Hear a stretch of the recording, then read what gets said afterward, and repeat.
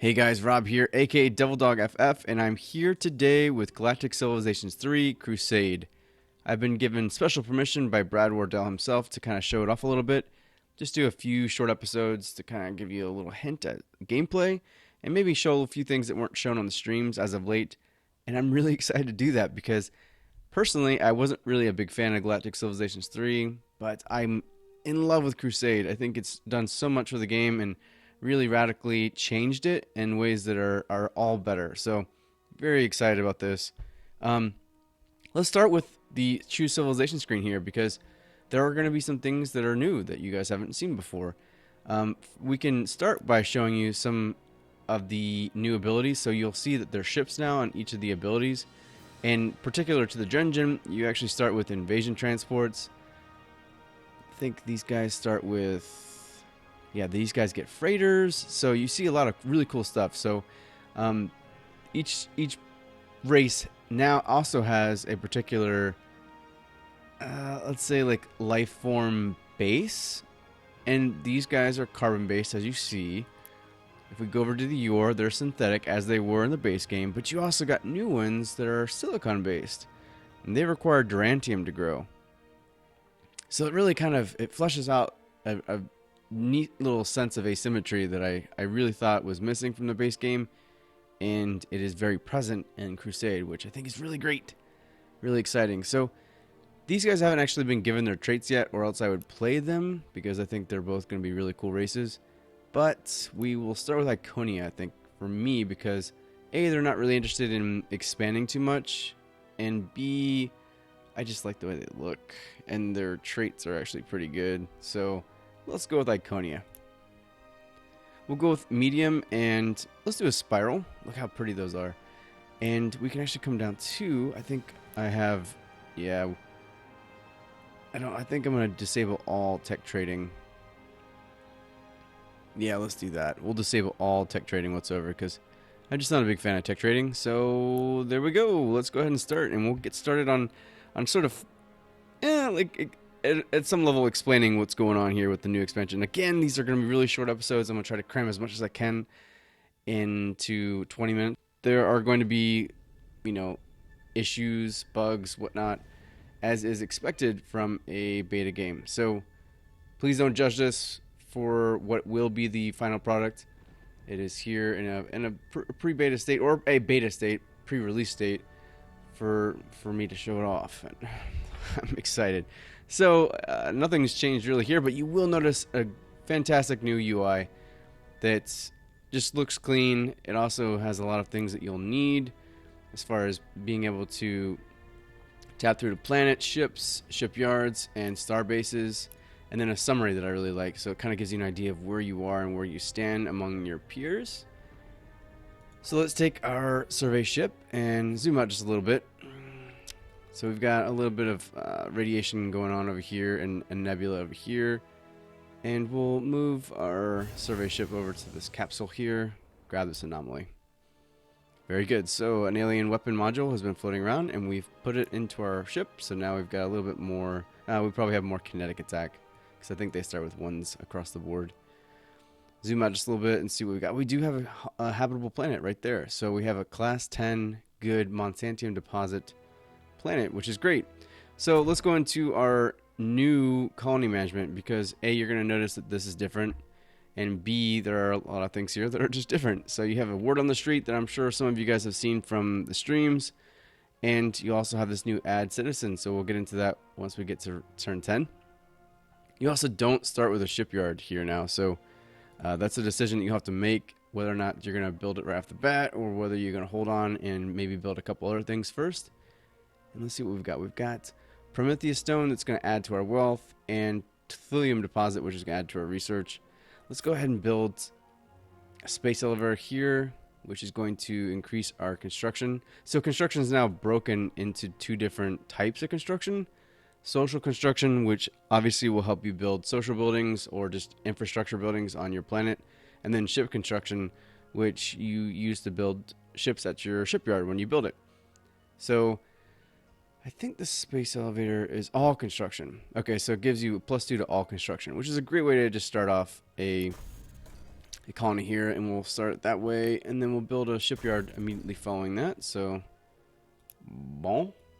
And we are going to colonize that as quickly as possible.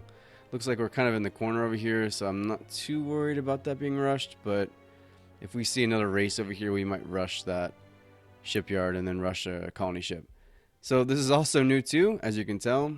The texts now are lined up here in a nice little list, and then also you can sort through these based on the topic that you're looking for.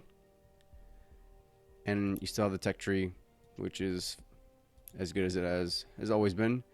Let's start with Colonial Settlements, because I want the factory, and we're going to start seeing some of these wonders too. As you can see here, actually, let's go through here. You can now build Galaxy Wonders, which in this case is Kimberly's Refuge, which would give me +4 food, and that's a big deal. And it costs 1 Monsantium deposit, which, if you remember, this planet has some. So we can get this planet and then actually get the Kimberly's Refuge, which is a pretty good little wonder to start off with. So let's start exploring and see what's going on. And then also, I meant to mention, we got the same graphs that were present in the base game, but they're all very nicely laid out here in the new UI. So we'll take a look. This is a great ship for exploration, very beginning of the game. We'll also take care of the space junk, grab some goodies. Alright, so I fake smile because I don't understand what he's saying. I don't have the universal translator, but that does mean that these guys are nearby. I wonder how close they are. We're going to head that direction to see just how close they are. I might go ahead and... It may be worth just rushing the space elevator and then rushing the shipyard a couple turns later. So that's what I'm going to do. So right now, that cost 541. The shipyard would... Oh, wait, that's right. I can't even see what it's like.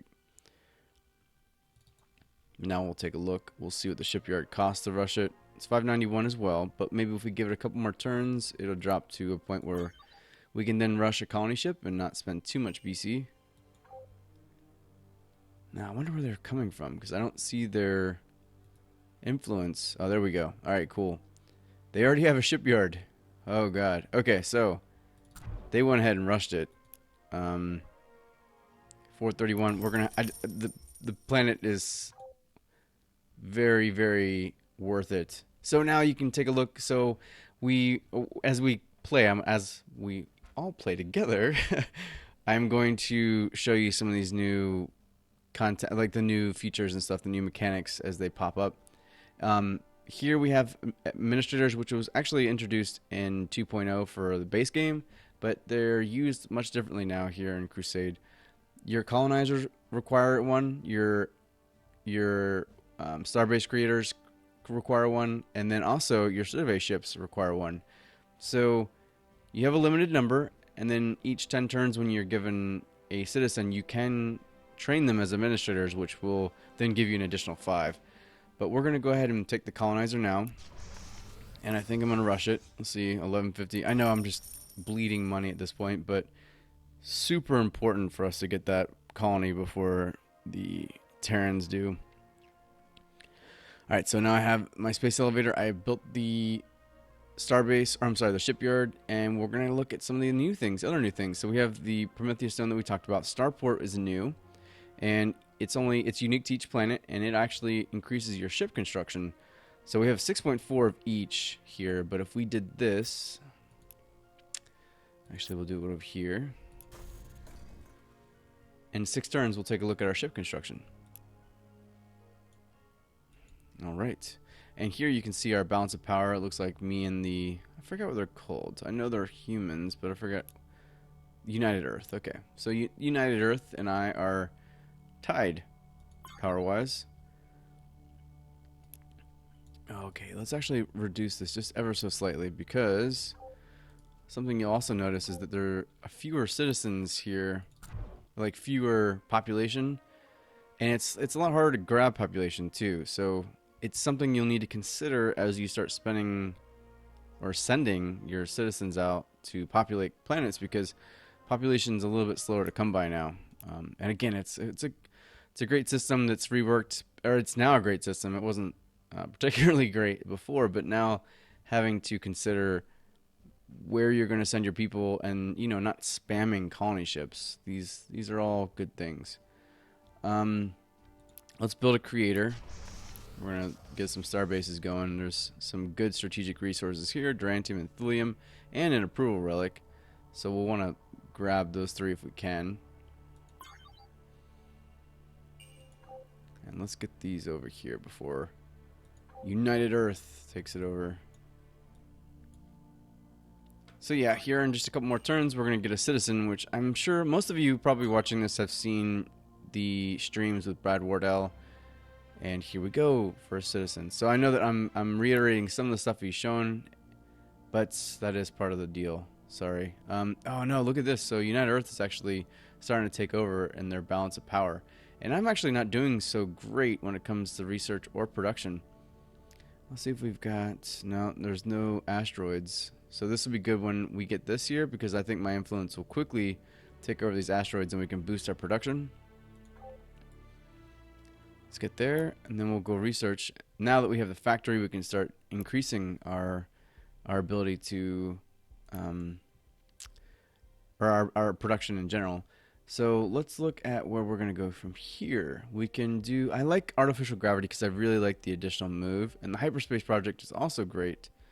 So the Hyperspace Project is another one of those galactic achievements or Galactic Wonders.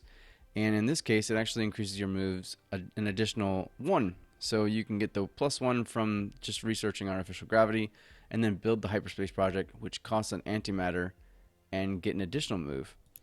So let's see if we can get that. Alright, so here are the citizens. So they start, obviously you're going to start from humble beginnings here with just a few pathways, specializing pathways to send your citizens. But, as you go through the tech tree, you gain more and more specializations that you can train your citizens in. As I was talking about earlier with the administrator, here is the ability to add 5 more administrators. Worker will increase your particular colony's production by 30%, which is great. Or if you're playing wider, you can actually send them to be your a civilization leader that will increase empire-wide construction by 3%. And the same thing, the same numbers basically apply as scientists. So you can either increase your research by 30% on a particular planet, or 3% empire-wide, depending on where you send them. So we are going to train citizen as a worker. We're going to come down here and we're going to add that citizen here. So because this guy is coming from our home planet and he's staying on our home planet, you won't see any movement. However, if we were to assign him to our new planet here we're about to get, you would see like a little civilian ship that would have to transport him over there. And those can be intercepted. So another thing you got to consider, which I really, again, the more considerations that I have to make, the more I appreciate a 4X game. As long as it's fun. As long as the considerations are fun. And I think these are. So I'm really enjoying myself here. So let's grab this planet. And I think the problem is that, for me, was that I didn't grab the second planet here, which I almost always avoid at first because they're usually pretty crappy. And I'll come back and get them. Even if they get colonized by another faction, my influence generally takes them. But I will eventually get these. I'll probably make that my next priority after my creator. So we'll get that going. Something else you guys have not probably seen are missions. Now that you can build these, they each have requirements, and then they each have output, output's probably the best way to put it. So like here, research mission. I can subsidize the research mission to the Outer Rim. I need precursor nanites, but I get research in return.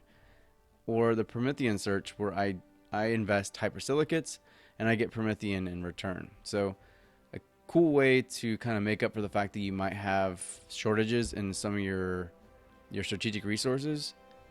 And yeah, again, it's another cool system that, and if I mean, it just doesn't pigeonhole me so that if I am kind of, I wouldn't say screwed, but sometimes disadvantaged by the random map generator, I can make up for that, which I like.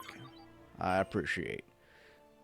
So it looks like Lost Cargo over here picked us up one Prometheon, or sorry, one Demerantium. So this is something else that I haven't spoken about yet. The strategic resources are now cumulative.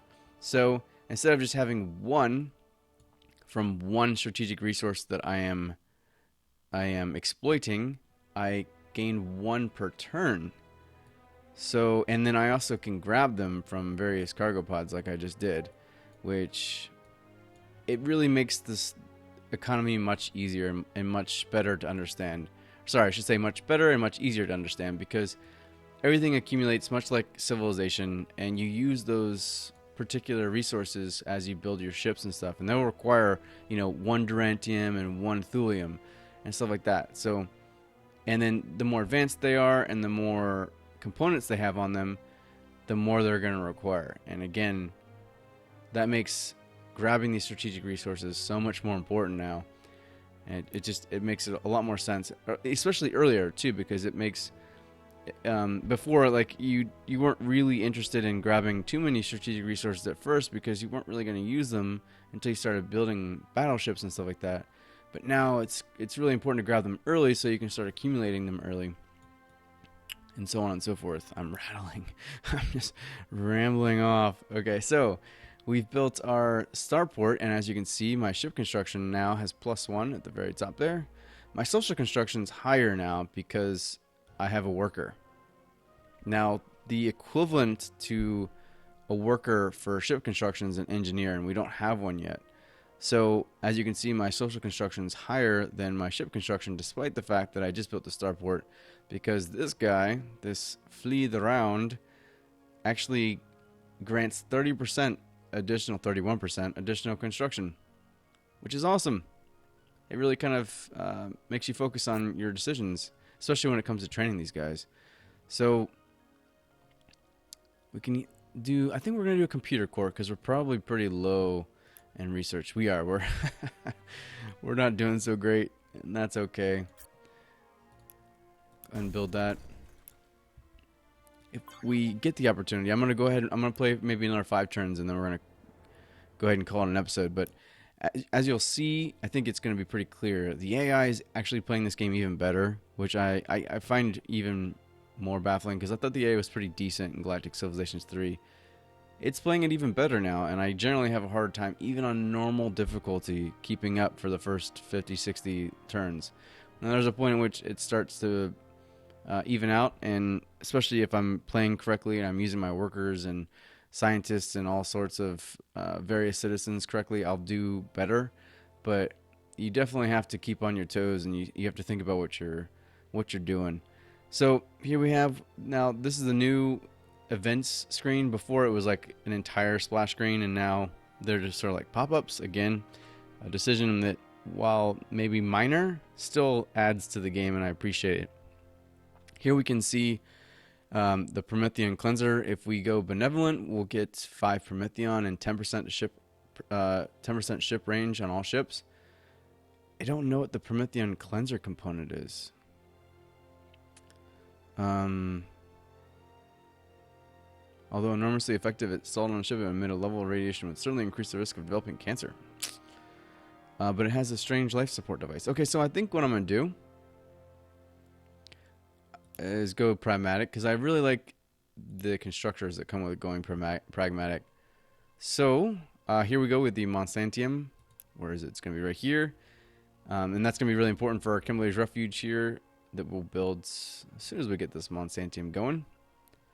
And in order to start this one, let's go ahead and build a deep core mine. So this will add construction, social construction, and it'll kind of kickstart our colony here. Very good. And ideology, we'll go ahead and choose those 3 constructor vessels because they're too good not to.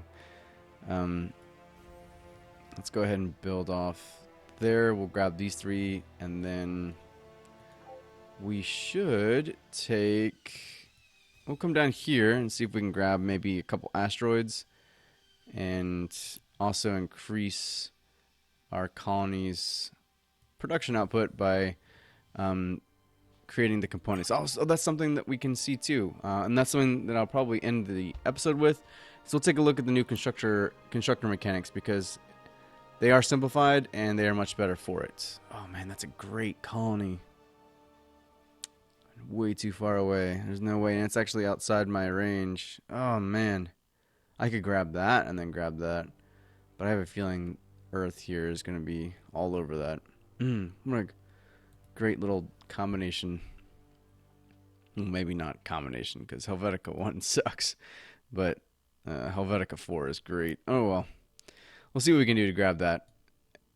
And this is one of the ships that I gained from. Okay. All right, so I'll just explore you and let him go back to his normal range. I gained him from the cargo pod that was there, and because he's outside his range already, they won't let me move him. All right, so okay. Oh yeah, it's a bug. No worries. I can actually read what they're saying, even though I haven't done the tech that's required. I forgot the name of it, but yeah, no big deal. Again, like I said, it's beta. There's gonna be bugs. They got time to fix them all. So, and there's not really that many. I mean, there's a lot of ones you'd expect, some minor ones that come from radically changing mini game mechanics, but in the grand scheme of things, nothing's game breaking that I've seen. So that's good. That's a good place to be, I think. Let's see if we can come around here and just almost use this as a scout ship. And then we can grab these here. Okay, great. So this will be where we end this episode, because I'm going to show you how this all works out now. I'm going to command him to construct a starbase here. He's going to bring up his new... I'm giving him a gender. I'm giving the starbase a gender of him. So now with this, as you can see over here to the left, we have an approval relic and we have Durantium and Thulium. So I personally feel like it's more important to grab the Durantium and Thulium right now. While the approval in my home colony isn't so great, it's... actually, you know, I think I can do both. So let's go ahead and show you something. Alright, so I'm going to do mining ring. And I can do both. Great. And that's it. That's all this is ever going to take. How great is that? That is the extent of starbase management now. So beyond that, when you have the ability to upgrade your starbases, you'll see it here in this great little pop-up menu here. But you can double click it, and depending on what particular thing you're trying to upgrade, it may cost some strategic resources. You click on it, and that's it. No more constructors, no more any of that. It just happens. And it is so much better. So much better, because I appreciate the effort that went into the previous system where you had to send starbase constructors to starbases to upgrade them and all that. But this system is so much cleaner and so much more effective, and it really takes away from that micromanagement that I personally disdained. So that is the extent of starbase management. You just click on it now, and you click on the upgrade you want, which is just great. So they don't become available until I get a little bit further down the tech tree, and when I start to develop more, or start to exploit more of these strategic resources. As you can see, I've got 1 thulium now and 2 durantium, and I'll gain more from the 2 here we've got. Each turn I'll gain... No, it doesn't tell you. But I do believe it's just 1 per resource. So that is it. That's the beginning of this game. I'm going to play another 2 episodes of 20 to 25 minutes to kind of guide you through some of the changes and show it off a little bit, because I'm really excited about it. You can also probably tell that not only has the UI changed, but the star map has changed quite a bit. The influence, I don't know, borders, I guess. Yeah, the influence borders also spread from bases. They will spread from mining areas as well. And they spread a little bit more dynamically now. So instead of just going outwards all the time, they do tend to unravel in fun ways and in ways that make sense. So like if this case, this if I built a starbase over here, it would sort of kind of go over here a little bit, and then they'd connect here. It's just, I know it's small and it's, insignificant to some players, but having an influence border that actually looks dynamic and natural really adds to the aesthetic in this game, and I can appreciate it. So, anyways, with that all being said, thank you guys for watching. I hope you're enjoying it, and again, we'll have a couple more episodes where we can show it off and see what it's all about. But I am really digging the changes here, and I think that's saying a lot because I have been sort of a, I don't know, outspoken critic of the base game, but I'm really enjoying myself Crusade. So keep watching, and thanks for watching. And until next episode, this was Rob, aka Devil Dog, and we will see you guys next time. Bye.